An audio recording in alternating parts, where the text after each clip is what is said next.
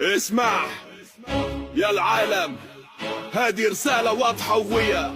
المملكة وباكستان اخوان للأبد. أنا باكستان ما في خوف، أنا باكستان ما في خوف. سعودي وباكستان إخوان معروف، أنا باكستان ما في خوف. من الرياض الى اسلام اباد احنا اخد اخوان دوم بافتحاد، حرمين شريفين باكستان تحميل مملكة تعتز والله تدري. محمد بن سلمان قائد فريد، صديق باكستان اخونا اكيد والفيد. مارشال عاصم منير قائدنا الشجاع، اخ عزيز ومين. ما نخاف الهند ولا اعداء، باكستان معنا ضد الاواء.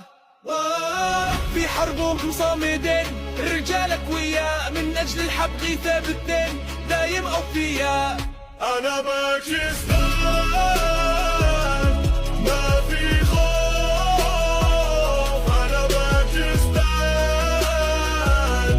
ما في خوف. سعودي وباكستان إخوان معروف، أنا باكستان ما في خوف. علاقتنا عريقة من عهد الجدود، نبني مساجد وندعم الحدود. استثماراتنا قوية، مدارس ومشافي. سعودية وباكستان اخوان متعافي. ايران واسرائيل للسلام نسعى، باكستان الوسيط حكمتها ترعى. كل مواطن سعودي يعتز بباكستان، اما وحدة قوية في كل مكان. ارض العرب بدم على الباكستان، ما نفترق ابدا مهما زمان. نحمي المقدسات ونصون الامان، احنا اخوة في الله على طول الزمان. أنا باكستان ما في خوف، أنا باكستان ما في خوف. سعودية وباكستان إخوان معروف، أنا باكستان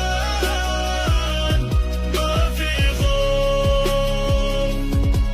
سعودية وباكستان اخوان للابد، حبنا واحد وعدنا عهد. أمة واحدة قلب واحد روح واحدة، الله معنا دوما في السعادة والشدة.